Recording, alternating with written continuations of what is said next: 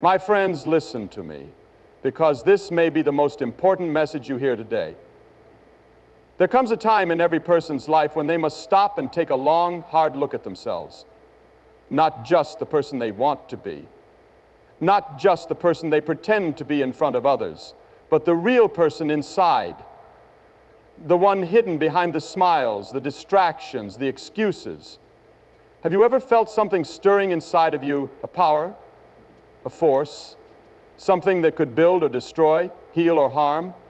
Let me tell you, there are signs that you may be far more dangerous than you ever imagined. Not just to others, not just to the world, but to yourself. The danger I speak of isn't always loud. It doesn't always come with flashing lights or sirens. No, sometimes it creeps in quietly. It starts with small habits, with thoughts you dismiss, with choices you think don't matter. But let me warn you, what seems small today can shape your entire destiny tomorrow. So I ask you, have you ever wondered if you are dangerously close to something you can't take back? Have you ever questioned whether the path you're on is leading you to greatness or destruction? Because, my friend, there are signs.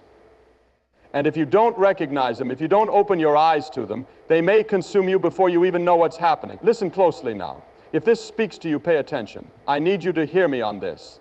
Let me give you the signs. These are the warnings you cannot ignore. You constantly battle with uncontrollable anger. There is a fire inside you. You feel it rise at the slightest provocation, a heat that surges through your veins, ready to consume everything in its path. It's not just frustration. It's not just irritation. It's an uncontrollable, untamed force, one that seems to have a mind of its own. It burns through your words, your actions, your relationships, leaving behind a trail of damage that you often regret, but never seem able to stop. And maybe, just maybe, you've convinced yourself that it's justified, that the world has wronged you, that people don't understand you, that you have every right to be angry because life hasn't been fair. Oh, my friend, listen to me.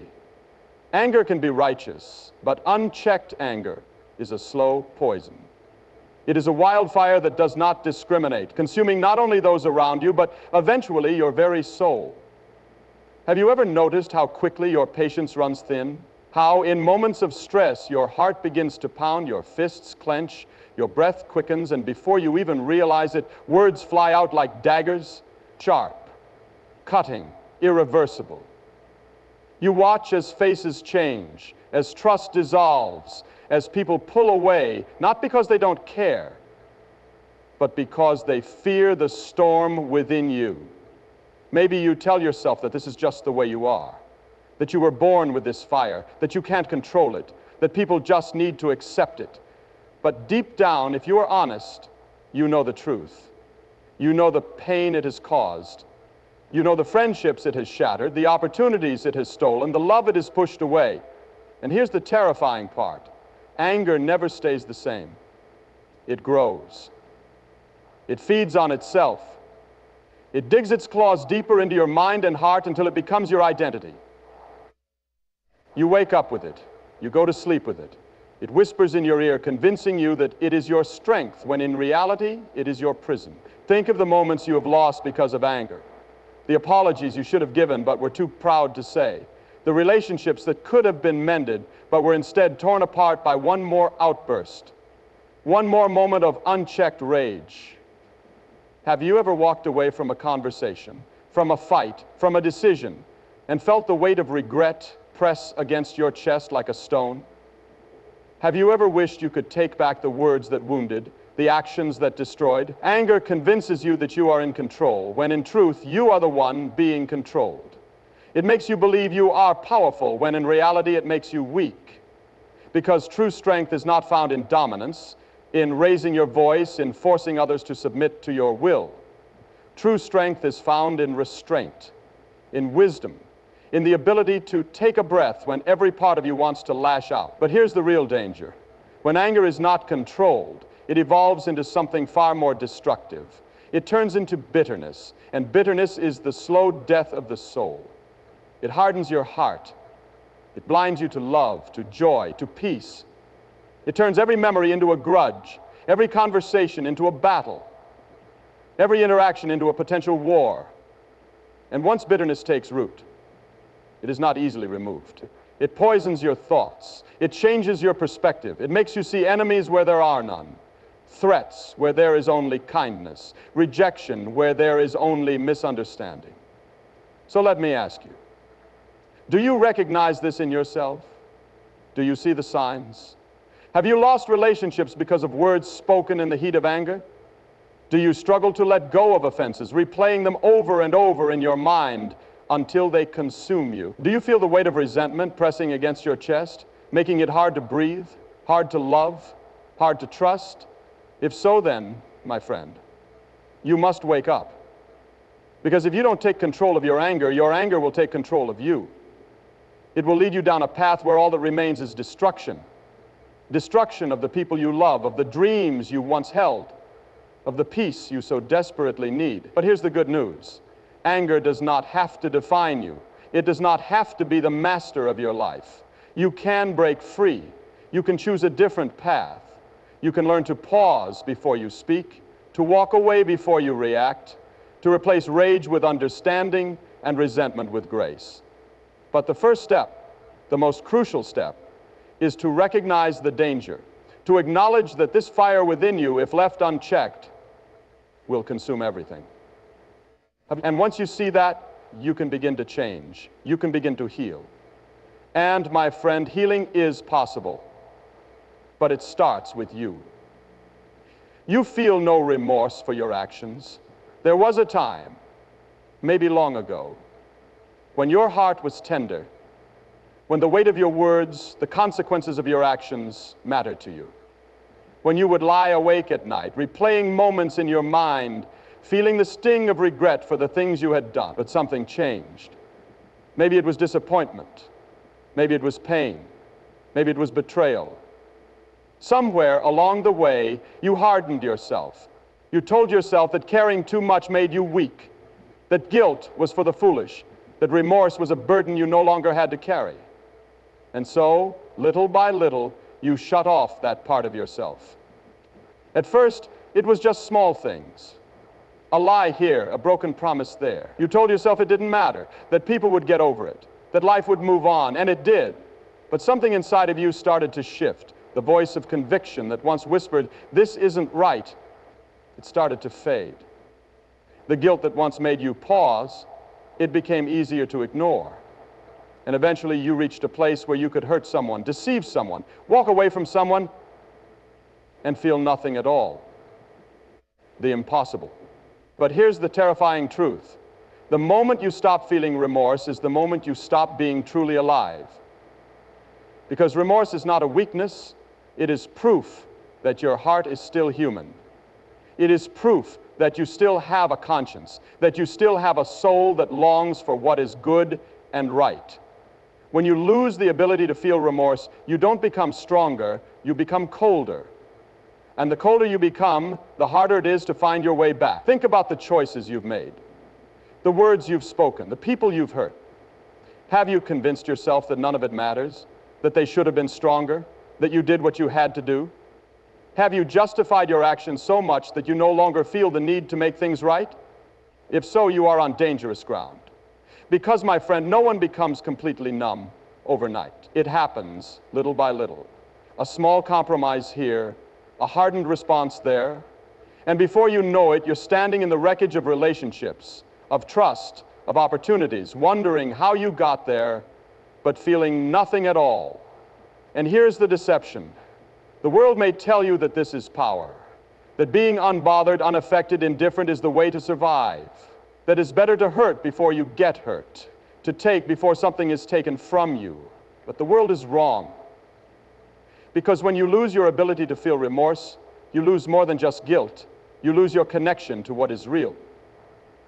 Have you ever looked in the mirror and felt like a stranger was staring back? Have you ever wondered why the things that used to move you no longer touch you?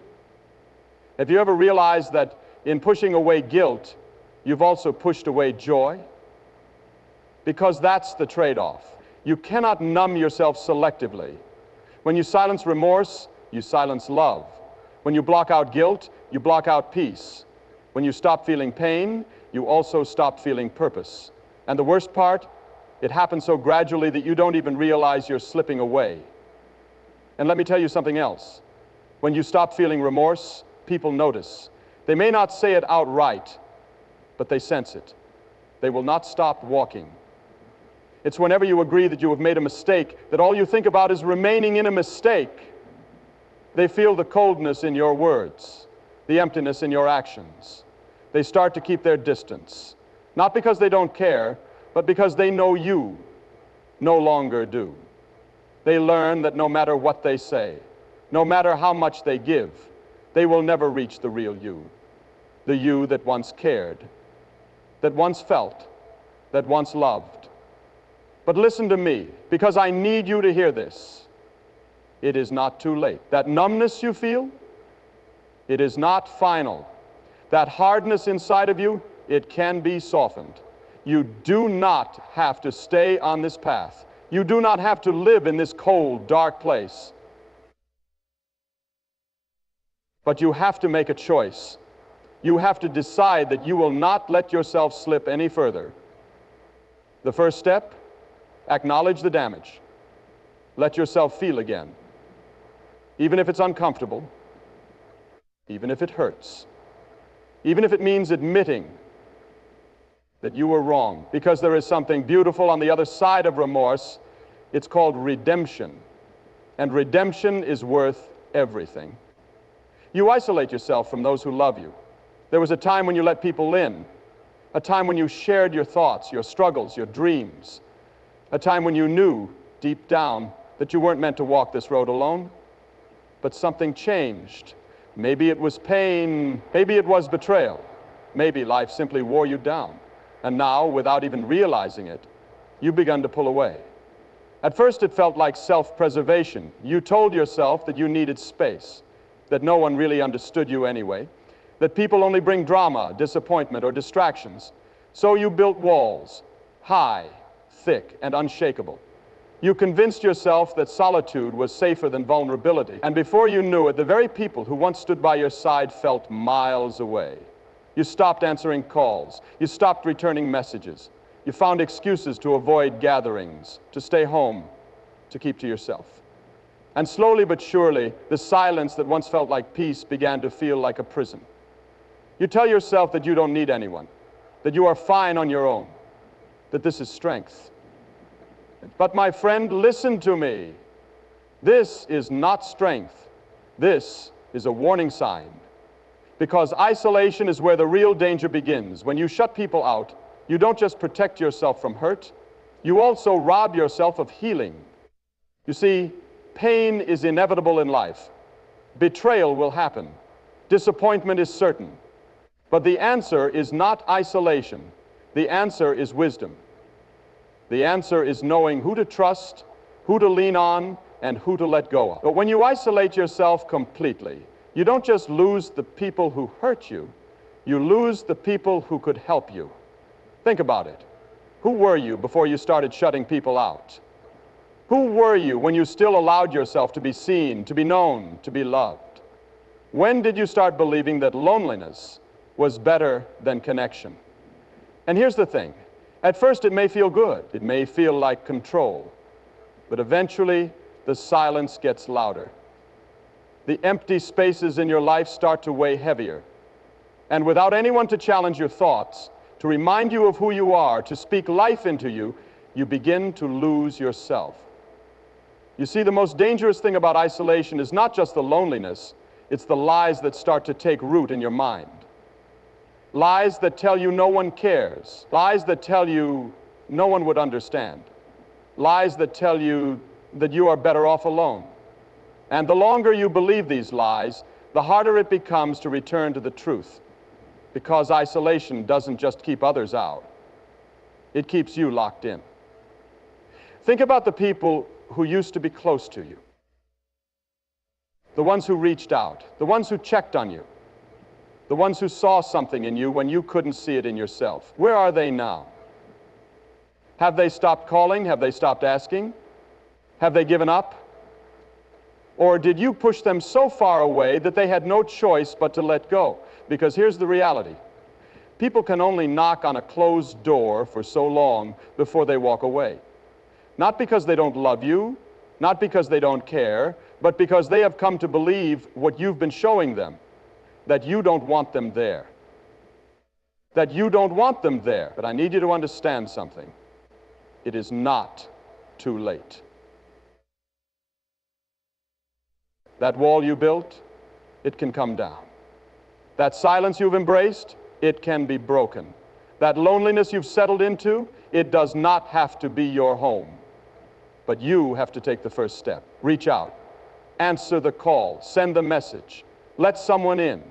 I know it's hard. I know it feels risky. I know you don't want to be hurt again. But the danger of staying isolated is far greater than the risk of connection. Because, my friend, you were never meant to do this alone. And if you let them, there are still people waiting, hoping, ready to walk with you.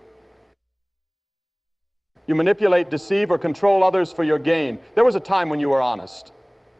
A time when you spoke with sincerity, when your words carried truth, when your actions were driven by integrity. But somewhere along the way, something shifted. Maybe it was survival. Maybe it was ambition. Maybe it was fear. Whatever it was, you started to see the world differently. You realized that honesty didn't always get you ahead. That playing fair didn't always get you what you wanted. That sometimes bending the truth just a little made things easier. And so you started to do it. At first it was small. A white lie here, a little exaggeration there, a convenient omission where necessary. And no one questioned it. No one even noticed. But then something changed. You realized how easy it was, how effortless it felt to twist a situation to your advantage, how simple it was to get people to do what you wanted if you just said the right thing, withheld the right detail, played the right card. And before you knew it, it became a habit, a strategy, a way of life. But my friend, listen to me, this is dangerous ground, because manipulation is not just about controlling others, it is about losing yourself. When you manipulate, when you deceive, when you control, you may feel powerful in the moment. You may feel like you have the upper hand. But the truth is, you are building a house of cards. And one day, it will collapse. Because here's what happens when you live this way. You stop seeing people as people. You start seeing them as tools, means to an end, pawns on a chessboard. You study them, figure out what makes them tick, learn what they want to hear, and then you give them just enough to keep them where you want them. You justify it. You tell yourself that everyone does it, that the world isn't fair, so why should you be? That if you don't take control, someone else will. And so you sharpen your words, refine your tactics, and convince yourself that this is how you win. But let me tell you, this is not winning, because manipulation is a slow poison. At first, it seems harmless. It even seems smart. But over time, it erodes everything good in your life. You see, when you manipulate, you may gain what you want in the short term, but you lose something far greater, trust. And trust, once broken, is nearly impossible to rebuild. The people in your life may not always catch on right away. They may believe your words. They may fall for your charm, but deep down, something will start to feel off. They will sense it. The way you twist conversations, the way you shift blame, the way you always seem to be one step ahead, but never in an honest way. And when they do, they will begin to pull away. Oh, they may not say it outright. They may not even confront you, but they will distance themselves. They will stop confiding in you. They will stop believing in you. They will stop trusting you. And once that happens, there is no going back. Because people can forgive mistakes, they can forgive failure, they can even forgive hurtful words, but they struggle to forgive betrayal. And that's what manipulation is. It is a betrayal of trust, a betrayal of relationships, a betrayal of the person you were meant to be. So let me ask you, do you recognize this in yourself? Do you find yourself saying things you don't mean just to get a reaction? Do you twist situations to make yourself look innocent while making others look guilty? Do you control people? Not by force, but by playing with their emotions, their fears, their hopes. If so, then hear me now. This path will destroy you. You may think you're in control. You may think you are winning. But manipulation is a cycle that never ends. The more you use it, the more you have to. The more you lie, the deeper you sink. And before you know it, you don't even know what the truth is anymore. But listen to me. It is not too late. You do not have to live this way. You do not have to be this person. The same mind that learned to manipulate can learn to be honest. The same heart that grew cold can learn to feel again. The same hands that once controlled can learn to let go. But the first step is to see it, to name it, to own it. Because only when you acknowledge the damage can you begin to repair it. And only when you stop manipulating can you start truly living. You lack empathy and feel indifferent toward others.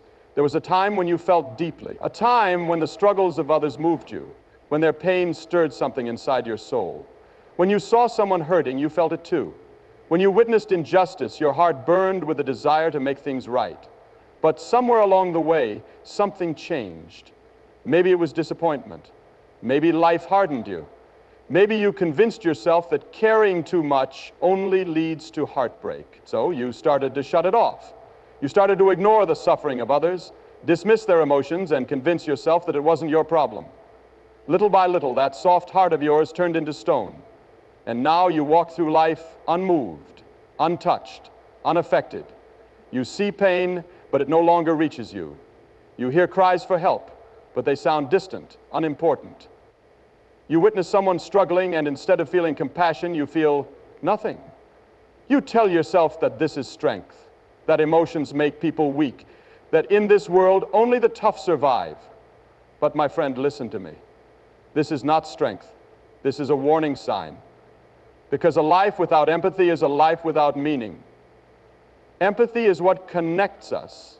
It is what reminds us that we are not alone. It is what makes life richer, deeper, more human. Without it, relationships become hollow, interactions become empty, and your soul begins to wither. When you lack empathy, you start to see people as obstacles rather than individuals. Their pain becomes an inconvenience. Their struggles become something to ignore. Their emotions become irrelevant to you. And the longer you live this way, the colder you become. At first, you may not notice it. You may even feel like you're in control, like you've freed yourself from the burden of caring too much. But over time, something starts to shift. You find yourself unable to truly connect with others. You find relationships slipping away without understanding why. You find people keeping their distance, as if they can sense that something inside you has changed. And the scariest part? You don't even care. You justify it by telling yourself that people are too emotional, that they should just deal with their problems, that the world doesn't stop for feelings. And yet, deep down, when you are alone with your thoughts, something feels missing. Because the truth is, we were not created to live disconnected. No matter how much you try to suppress it, there is something inside of you that longs to feel again, to care again, to love again. But the longer you push it down, the harder it is to find your way back. You see, empathy is not just about others, it's about you. This is for the creation of yourself and the manifestation of your life. When you lose empathy, you don't just lose your ability to care about others, you lose your ability to care about yourself. You stop feeling joy the way you once did. You stop appreciating life's small, beautiful moments. You stop experiencing the kind of deep, meaningful connections that make life worth living. Because here's the truth. A heart that is numb to pain is also numb to love. You cannot shut off one emotion without shutting them all off. You may think you are protecting yourself, but in reality, you are robbing yourself of the very things that make life rich and fulfilling. So let me ask you, when was the last time you truly felt something for someone else? When was the last time you put yourself in another person's shoes and felt their struggle as if it were your own? When was the last time you let your heart be moved, not by your own desires, but by the needs of those around you? If you cannot remember, then, my friend, it is time to wake up. Because when you stop feeling for others, you are on a path that leads to isolation, to emptiness, to regret. a path where people no longer see you as a source of comfort or wisdom, but as someone to be avoided, someone who cannot be trusted with their heart. But listen to me, it is not too late. That coldness inside you, it is not permanent. That wall you've built around your heart, it can come down. You can learn to feel again. You can learn to care again. You can find your way back to the person you were before the world hardened you. But it starts with a choice to open your heart, even when it feels risky. A choice to listen, even when it's easier to ignore. A choice to care, even when the world tells you not to. Because in the end, love, kindness, and compassion are not weaknesses. They are the greatest strengths a person can have. And if you let them, they will change everything.